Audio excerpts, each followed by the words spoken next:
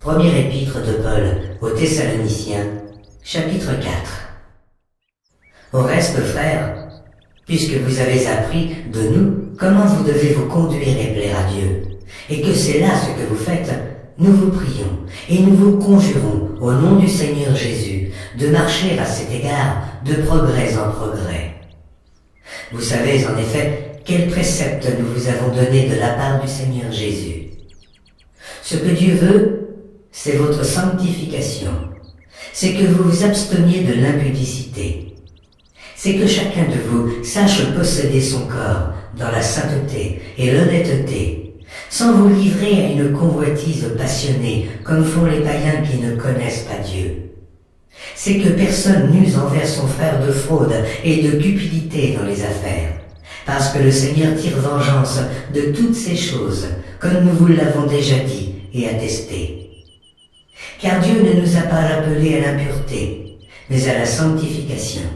Celui donc qui rejette ses préceptes ne rejette pas un homme, mais Dieu, qui vous a aussi donné son Saint-Esprit.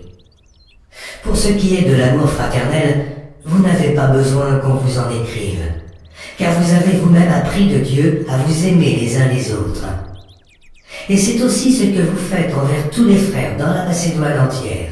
Mais nous vous exhortons, frères, à abonder toujours plus dans cet amour, et à mettre votre honneur à vivre tranquille, à vous occuper de vos propres affaires, et à travailler de vos mains, comme nous vous l'avons recommandé, en sorte que vous vous conduisiez honnêtement envers ceux du dehors, et que vous n'ayez besoin de personne. Nous ne voulons pas, frères, que vous soyez dans l'ignorance au sujet de ceux qui dorment, afin que vous ne vous affligiez pas comme les autres qui n'ont point d'espérance. Car si nous croyons que Jésus est mort et qu'il est ressuscité, croyons aussi que Dieu ramènera par Jésus et avec lui ceux qui sont morts. Voici en effet ce que nous vous déclarons d'après la parole du Seigneur.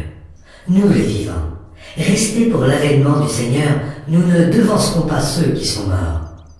Car le Seigneur lui-même, un signal donné, à la voix d'un archange et au son de la trompette de Dieu, descendra du ciel, et les morts en Christ ressusciteront premièrement. Ensuite, nous les vivants qui serons restés, nous serons tous ensemble, enlevés avec eux sur des nuées, à la rencontre du Seigneur dans les airs, et ainsi, nous serons toujours avec le Seigneur.